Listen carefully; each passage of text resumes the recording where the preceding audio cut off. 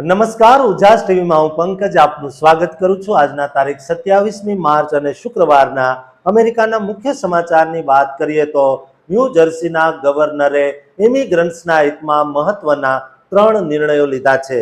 તેમણે આ ત્રણેય બિલ પર હસ્તાક્ષર કરી દીધા છે, જેની સીધી, સારી અને રાહત આપતી અસર ગુજરાતીઓ સહિતના વિદેશથી આવીને વસવાટ કરનારા લોકો પર પડશે। સાથે જ આઈસની કાર્યવાહી પર પણ લગામ ન્યૂ જર્સીમાં લાગી જવાની છે, તેના પર વિગતે ચર્ચા કરીશું। આ ઉપરાંતના સમાચારમાં જોઈએ તો હાલ વિશ્વભરમાં યુદ્ધની આગ લગાવનારા અમેરિકામાં ટ્રમ્પે જ પાછલા બારણે મોટા બદલાવ કરવાનું શરૂ કરી દીધું છે। ટ્રમ્પે અમેરિકાના ઇતિહાસમાં પ્રથમવાર મોટું કામ કરી નાખ્યું છે। 250 વર્ષની આઝાદીની ઉજવણીના નામે પોતાની સહી કરન્સી એટલે કે ડોલર પર કરવાનું શરૂ કરી દીધું છે, તેની વિગતે વાત કરીશું। ઉપરાંતના સમાચારમાં જોઈએ તો અમેરિકામાં H-1B વિઝા સહિતના વિઝા પર વસવાટ કરનારા લોકોને 1 એપ્રિલ 2026 થી વધુ વેતન આપવાની વાત થઈ છે।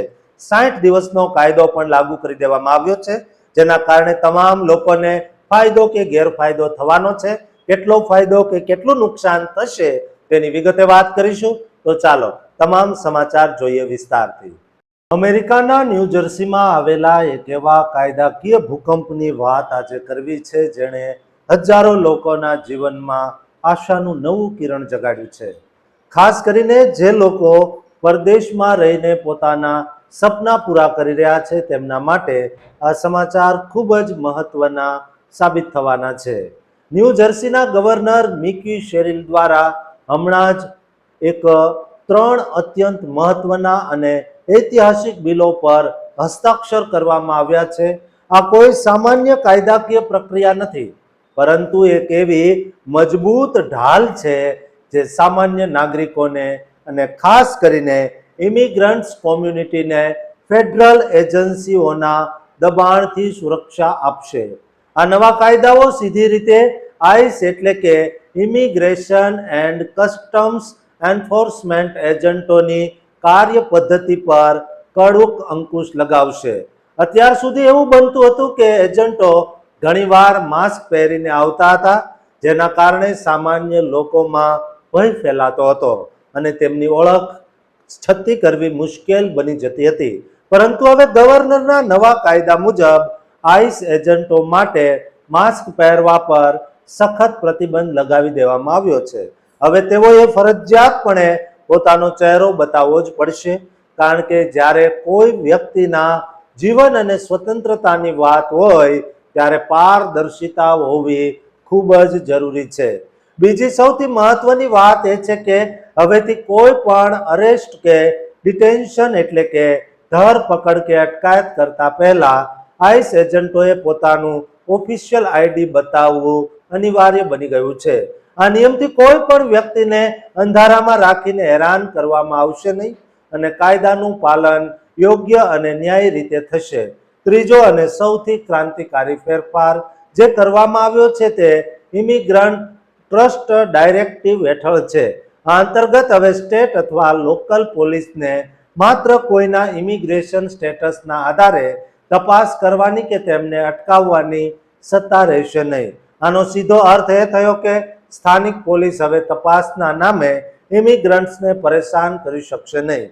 આ કાયદાઓ લાવવા પાછળનો મુખ્ય ઉદ્દેશ્ય ઇમિગ્રન્ટ કોમ્યુનિટીને ફેડરલ ઓવરરીચ એટલે કે કેન્દ્રીય એજન્સીઓના બિનજરૂરી દબાણ અને જોર જુલમથી બચાવવાનો છે।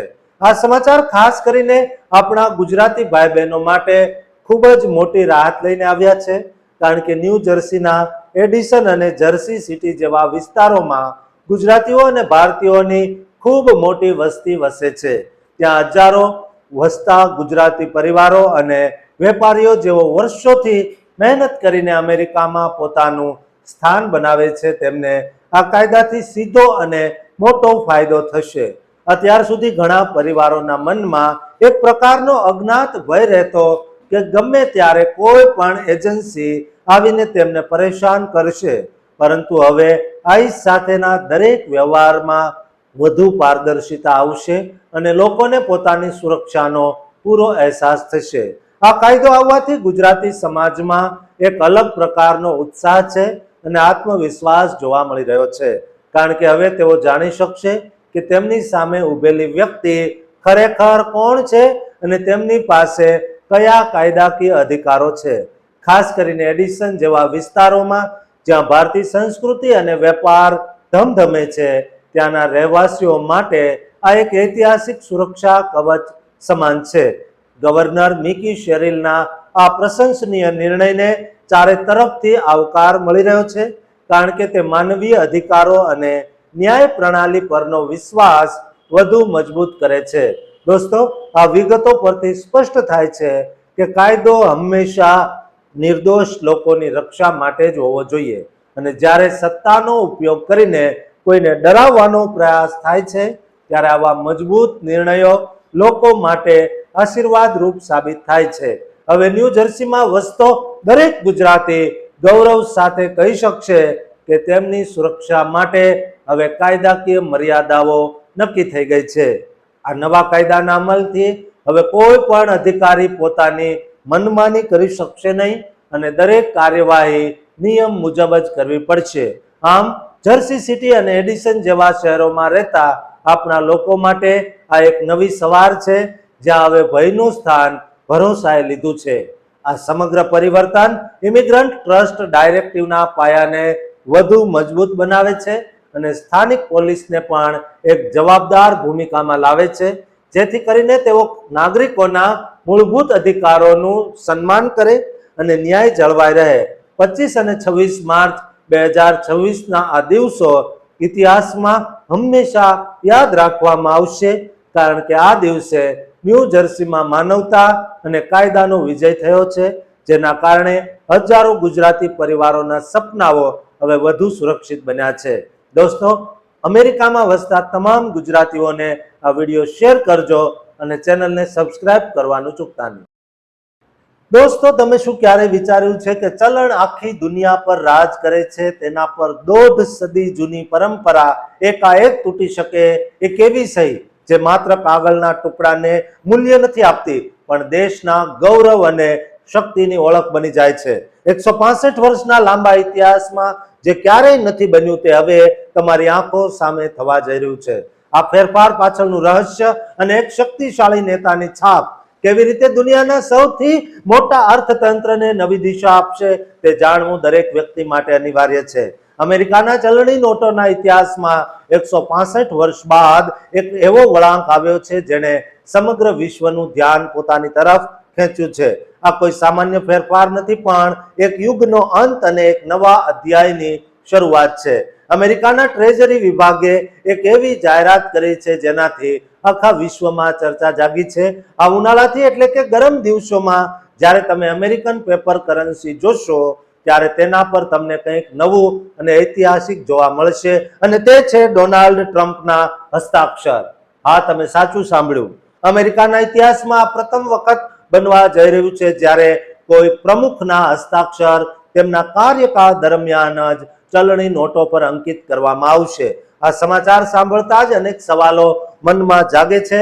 આખરે આવું કેમ કરવામાં આવ્યું? કે તેનો જવાબ અમેરિકાની શાન અને તેના ગૌરવશાળી ઇતિહાસમાં છુપાયેલો છે.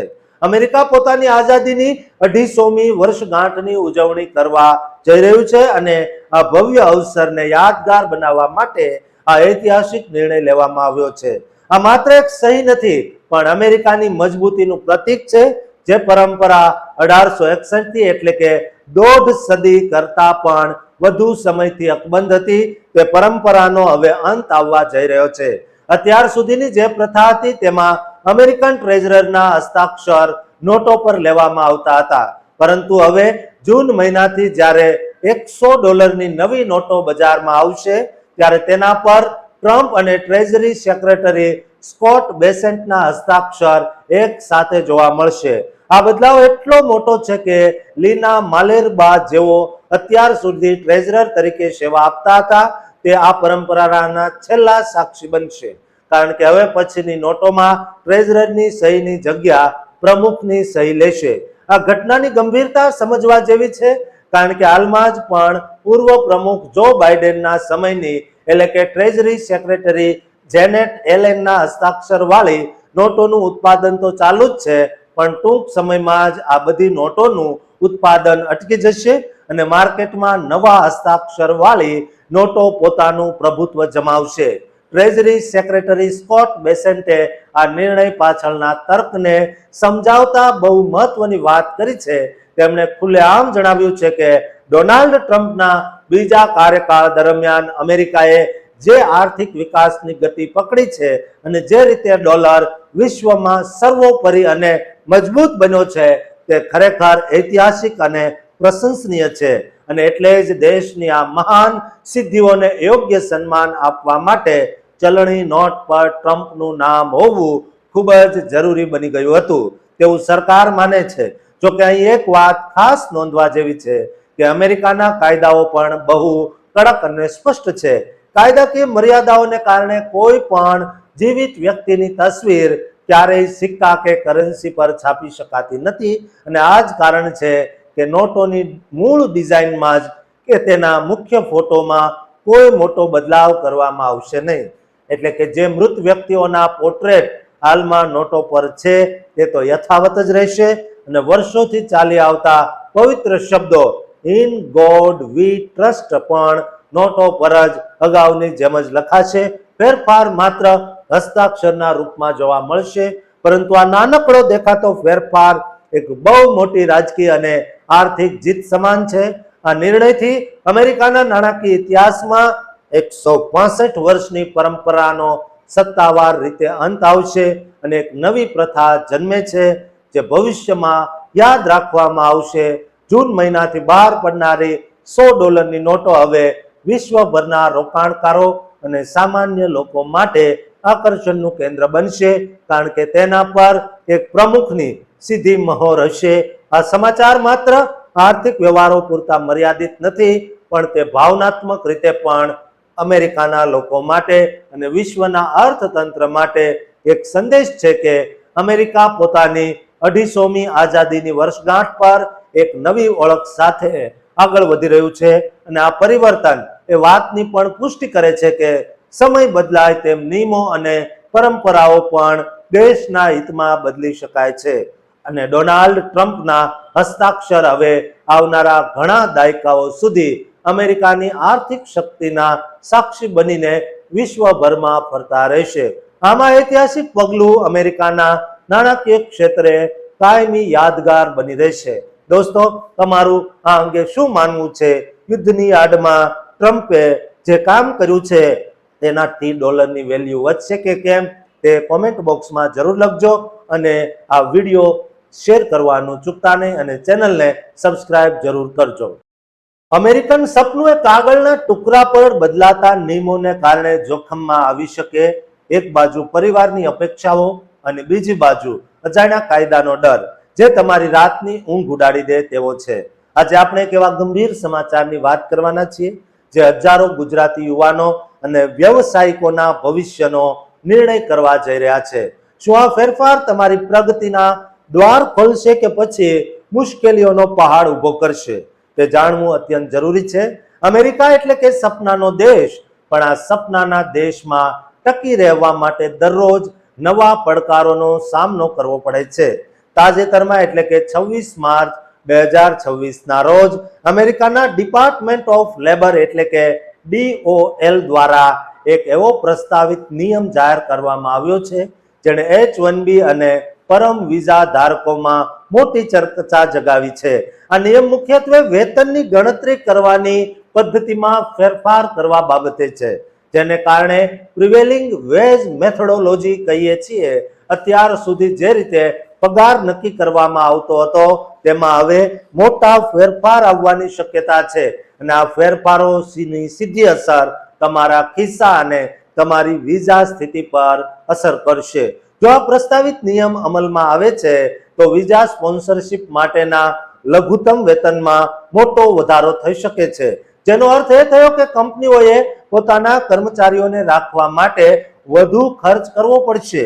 આ ફેરફાર માત્ર H-1B વિઝા સુધી સીમિત નથી, પણ જે લોકો ગ્રીન કાર્ડની રાહ જોઈ રહ્યા છે અને પરમ એટલે કે લેબર સર્ટિફિકેશન પ્રોસેસમાં છે તેમને પણ આની સીધી અસર થશે. 27 માર્ચ 2026ના રોજ ફેડરલ રજિસ્ટરમાં આ પ્રસ્તાવ મુકાયા પછી 60 દિવસનો સમય આપવામાં આવ્યો છે, જેમાં સામાન્ય લોકો અને નિષ્ણાતો પોતાના મંતવ્યો અને કોમેન્ટ્સ આપી શકશે. આ 60 દિવસનો સમયગાળો તમારા અને હજારો લોકોના ભવિષ્ય માટે અત્યંત મહત્વનો સાબિત થવાનો છે.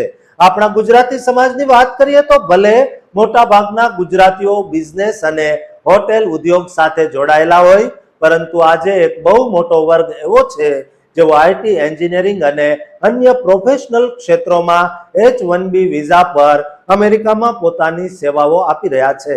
અનેક ગુજરાતી કંપનીઓ પણ છે જેઓ ભારતથી પ્રભાવશાળી યુવાનોને વિઝા સ્પોન્સર કરીને બોલાવે છે.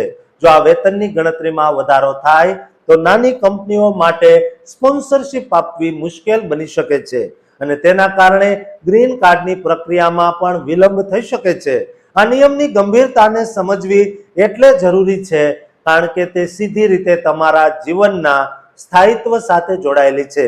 અમેરિકામાં રહેતા દરેક ગુજરાતી ભાઈ બહેને આ પ્રસ્તાવને ગંભીરતાથી લેવાની જરૂર છે, કારણ કે જ્યારે પણ વેતનના નિયમો બદલાય છે ત્યારે તેની અસર માત્ર ડોલર પર જ નહીં પણ કંપનીઓની હિયરિંગ પોલિસી પર પણ પડે છે.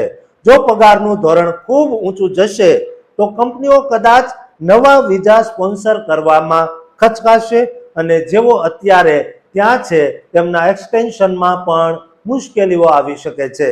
આ સમાચાર કોઈને ડરાવવા માટે નથી પણ જાગૃત કરવા માટે છે, કારણ કે આવનારા 60 દિવસમાં તમે જે પણ પ્રતિક્રિયા આપશો તે સરકારના અંતિમ નિર્ણય પર અસર કરી શકે છે.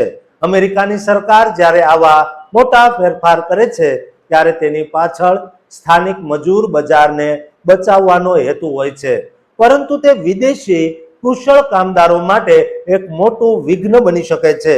ખાસ કરીને એડિસન, જર્સી સિટી, કેલિફોર્નિયા કે ટેક્સાસ જેવા વિસ્તારોમાં વસતા આપણા ગુજરાતી ટેક પ્રોફેશનલ્સ માટે આ 2026નું વર્ષ મોટા બદલાવનું વર્ષ સાબિત થઈ શકે છે.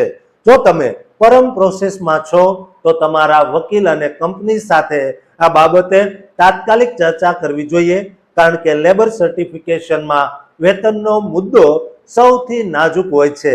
આ પ્રસ્તાવિત નિયમની સંપૂર્ણ માહિતી હજુ વિગતવાર આવવાની બાકી છે, પણ જે સંકેતો મળી રહ્યા છે તે મુજબ વેતનમાં વધારો થવાની પૂરેપૂરી શક્યતા છે. આ સ્થિતિમાં ગુજરાતી કમ્યુનિટીએ એક થઈને આ વિષય પર વિચારવાની જરૂર છે, જેથી કરીને કોઈના સપના અધૂરા ન રહી જાય. યાદ રાખો કે માહિતી જ સાચું શસ્ત્ર છે અને એટલે જ અમે તમારી પાસે આ મહત્વના સમાચાર લાવ્યા છીએ. 27 માર્ચથી શરૂ થતા આ 60 દિવસના વિન્ડોમાં જે પણ અપડેટ આવશે તે અમે તમને સતત જણાવતા રહીશું, જેથી તમે સમયસર યોગ્ય નિર્ણય લઈ શકો અને તમારા અમેરિકન સપનાને કોઈ આંચ ન આવે. આ રીતે એક તરફ બિઝનેસ ક્ષેત્રે ગુજરાતીઓનો દબદબો છે તો બીજી તરફ પ્રોફેશનલ ક્ષેત્રે પણ આપણી પકડ મજબૂત બની રહી છે. તમારે આવા કાયદાકીય ફેરફારો આપણા વિકાસમાં અવરોધ ન બને તે જોવાની જવાબદારી પણ આપણી જ છે. આ 26 માર્ચનો દિવસ ખરેખર એક મહત્વપૂર્ણ વળાંક લઈને આવ્યો છે, જેની અસરો આગામી ઘણા મહિનાઓ સુધી જોવા મળશે અને આપણા ગુજરાતી પરિવારના સભ્યો જેઓ ત્યાં રાત દિવસ એક કરીને મહેનત કરી રહ્યા છે તેમના માટે આ એક કસોટીનો સમય પણ હોઈ શકે છે. પરંતુ યોગ્ય જાણકારી અને યોગ્ય સમયે લેવાયેલા પગલાં હંમેશા સફળતા અપાવે છે. અમે તમારી સાથે રહીશું અને દરેક નાના મોટા ફેરફારની જાણકારી આપતા રહીશું, જેથી તમારા સપનાઓ ક્યારેય ડગમગે નહીં. આ નિયમનો પ્રસ્તાવ હજુ પ્રાથમિક તબક્કે છે, એટલે ગભરાવાની જરૂર નથી, પણ સાવચેત રહેવું ખૂબ જ અનિવાર્ય છે. દરેક ગુજરાતી માટે આ એક સંદેશ છે કે બદલાતા સમય સાથે નિયમોને જાણવા અને તેને અનુસરવા એ જ સફળતાની સાચી ચાવી છે. આશા છે આ માહિતી તમને ઉપયોગી લાગી હશે અને તમારા ભવિષ્યના આયોજનમાં મદદરૂપ થશે. માટે આ વિડીયોને શેર કરજો અને આ ચેનલને સબસ્ક્રાઇબ કરવાનું ચૂકતા નહીં.